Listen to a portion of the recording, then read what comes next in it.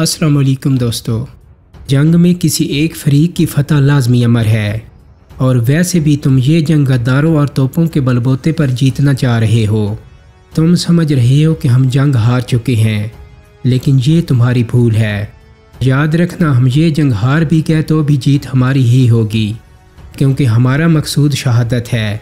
تم ہمارے لیے عزت کی زندگی کا راستہ بند کر سکتے ہو، مگر عزت کی موت کا راستہ ہمارے لیے کھلا ہے۔ تم اپنے سپاہیوں کو آگے بڑھنے کا حکم دو۔ ہماری تلواریں نیاموں سے باہر نکلنے کو بے قرار ہیں۔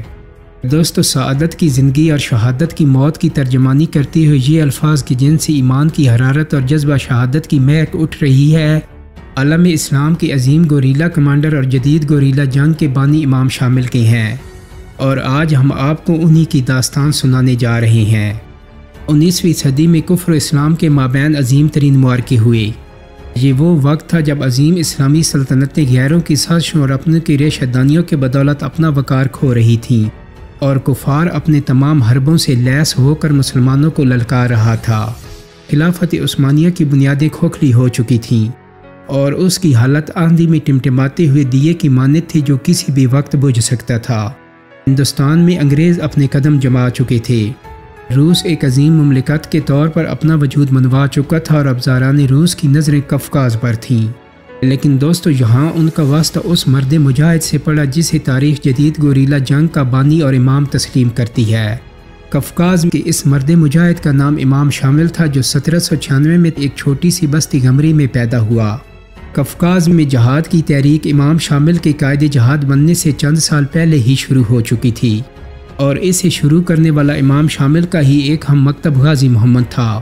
لیکن غازی محمد کے دور میں قفقاز میں تحریک جہاد کو وہ پذیرائی نہیں مل سکی جو ملنی چاہیے تھی۔ قفقاز کے قبائل آپس کی رنجشوں اور قبائلی عصبیتوں کی بنا پر کسی ایک حکمران کی ماتحتی قبول نہیں کرتے تھے، جبکہ دوسری وجہ مجاہدین اور دوسری مملکت کے درمیان وسائل کا امتیاز تھا۔ اس زمانے میں روس ایک عظیم الشان سلطنت تھا، اور ان کی فوجوں کی تعداد لاکھوں میں تھی۔ اس کے پاس جدید ترین جنگی اسلحے کے ذخائر تھے۔ پچھلی چند دہائیوں میں زاران روس عثمانی مسلمانوں کو شکست دے کر ان کے کئی علاقے روسی مقبوضات میں شامل کر چکے تھے، جبکہ دوسری طرف مجاہدین کی وہ مٹھی بھر جماعت تھی جن کے پاس نہ تو جدید اسلحے کے ذخائر تھے اور نہ ہی اسے کسی حکومت کا سہارا حاصل تھا۔ اکثر مجاہدین قفقاز کی عام آبادی سے تعلق رکھتے تھے، لہٰذا کوئی مقامی خان انہیں اس قابل نہیں سمجھتا تھا۔ مجاہدین کا امام غازی محمد بھی کوئی مشہور و معروف شخصیت نہیں تھا، لیکن جہاد کا اپنا ایک مزاج ہوتا ہے۔ وہ اپنے کھلے مزاج کی بدولت اور نفاق کے درمیان اپنی جگہ خود بناتا ہے۔ سو مجاہدین کی تعداد میں بھی آہستہ آہستہ اضافہ ہونے لگا۔ زار روس کو جب مجاہدین کی تعداد میں اضافے کی اطلاع ملی تو اس نے لاکھوں کا لشکر مجاہدین کی سرکوبی کے لیے بھیج دیا۔ روسیوں اور مجاہدین کے درمیان شدید ترین معرکہ ہوا۔ مجاہدین نہایت بہادری سے لڑے، لیکن ایک پہرے دار حمزہ کی غداری نے جنگ کا پاسا روسیوں کے حق میں رکھ دیا۔ امام غازی محمد اور تحریک جہاد کے دوسرے سرکردہ لوگ اس لڑائی میں شہید ہو گئے، لیکن اس لڑائی میں جو بچا وہ صرف امام شامل تھا۔ ان کا بچنا بھی مشکل نظر آتا تھا، کیونکہ ان کی 3 پسلیاں کٹی ہوئی تھیں جس پر سنگینوں کے باعث زخم تھے۔ 2 گولیاں بھی لگی تھیں، لیکن کہتے ہیں نا کہ جسے اللہ رکھے اسے کون چکھے۔ شامل جس کے بچنے کی امید بھی نظر نہیں آتی تھی، کچھ عرصہ میں تندرست ہو کر روسیوں کے لیے موت کا پیغام بننے لگا۔ امام شامل نے جب جہاد کا منصب سنبھالا تو اس وقت تحریک جہاد عملی طور پر تقریباً ختم ہو چکی تھی۔ مقامی لوگوں کی اکثریت کھلم کھلا روسیوں کی حلیف بن چکی تھی۔ کچھ ایسے بھی تھے جو غیر جانبداری کی پالیسی اپنائے ہوئے تھے۔ ایسے میں جب غیر تو ایک طرف اپنے بھی دشمنی پر کمر بستہ تھے، تو تحریک جہاد کو کامیابی سے آگے بڑھانا بہت مشکل نظر آتا تھا۔ اس کام کے لیے ایسے شخص کی ضرورت تھی جو ایک طرف تو مقامی لوگوں کو جہاد پر آمادہ کر کے انہیں نظم کی لڑائی میں پرو دیں، اور دوسری طرف غیر معمولی جرأت کا مظاہرہ کر کے روس کے خلاف سینہ سپر ہو جائیں۔ امام شامل میں یہ تمام خوبیاں شامل تھیں جن کی ان حالات میں اشد ضرورت تھی۔ آنے والے وقت نے امام کو نہ صرف ایک کامیاب قائد اور دانشمند سردار ثابت کیا، بلکہ ایک ایسا جہادی کمانڈر بھی ثابت کیا کہ جس نے گوریلا جنگ کے تمام مروجہ اصولوں کو بدل کر اسے نئے تقاضوں سے آشنا کیا۔ ان کے دن گھوڑے کی پیٹھ اور راتیں مسلوں پر اپنے رب کے حضور رکوع اور سجود میں گزرتی تھیں کہ اتنے خوفناک دشمن کے مقابلے پر ان کا سب سے بڑا سہارا تو یہی تھا۔ وہ ان لوگوں میں سے تھے جو اپنی زندگی مقصد حیات کی خاطر جدوجہد میں گزارتے ہیں۔ مقصد کی یہی عظمت تھی کہ جس سے انہوں نے اپنے ساتھیوں کو روشناس کرایا تو یہ مٹھی بھر جماعت اللہ کا قہر بن کر دشمن پر ٹوٹ پڑی۔ امام اور ان کے ساتھیوں کی ایمان کی پختگی کا اس سے بڑھ کر اور کیا اندازہ لگایا جا سکتا ہے کہ دنیا میں جب بھی کسی قوم پر مصیبت آتی ہے تو وہ تمام دشمنیاں بھلا کر بلا تفریق صرف دوسری اقوام سے مدد کا مطالبہ کرتی ہیں، لیکن ان لوگوں نے مدد مانگی بھی تو صرف اپنے ان مسلمان بھائیوں سے جن کے پاس بڑی بڑی سلطنتیں اور قوت و اقتدار تھا، لیکن افسوس کسی نے ان کی آواز پر کان نہیں دھرے۔ دوستو، کامیاب گوریلا جنگ کے اصولوں میں سے ایک اصول اس علاقے سے مکمل واقفیت ہوتی ہے جس میں جنگ لڑی جا رہی ہو، اور دوسرا اصول مقامی آبادی کا تعاون بھی شامل ہوتا ہے۔ روسیوں کے مقابلے میں امام شامل کو یہ فائدہ حاصل تھا کہ وہ قفقاز کو اپنے ہاتھ کی لکیروں کی طرح جانتے تھے، جبکہ روسی اس معاملے میں ان مقامی لوگوں کے محتاج تھے جو ان کے ساتھ مل چکے تھے۔ دشمن کی اس کمزوری سے امام نے خوب فائدہ اٹھایا۔ روسی لشکر کے مقابلے میں مجاہدین کی تعداد خوفناک حد تک کم تھی۔ امام شامل نے اپنی اس کمزوری کو چھپانے میں پہاڑی ندی نالوں اور سرسبز درختوں سے بھرپور مدد لی۔ قفقاز کا ہر درخت مجاہدین کا دوست تھا، خصوصاً ایسے علاقے جو درختوں کی کثرت کی وجہ سے زیادہ دشوار ہوتے۔ ان میں امام شامل کے شب خون اور گھاتیں اتنی قاتل ہوتی کہ شاید ہی کوئی روسی سپاہی زندہ بچ جاتا۔ جہاں تک مقامی آبادی کے تعاون کی بات تھی تو شروع میں مسئلہ بڑا گمبھیر تھا، لیکن امام شامل کے قائد جہاد بننے کے بعد یہ مسئلہ بھی کسی حد تک حل ہو گیا، کیونکہ امام کو پورا قفقاز شیر غمری کے نام سے جانتا تھا۔ پھر غمری کے معرکے کے بعد امام کی مقبولیت میں مزید اضافہ ہو گیا، لہٰذا مقامی لوگوں کی تحریک میں شمولیت کی رفتار بھی خاصی تیز ہو گئی۔ دوستو، کامیاب گوریلا جنگ کا تیسرا اصول جاسوسی اور پیغام رسانی کا بہترین اور قابل اعتماد نظام ہوتا ہے۔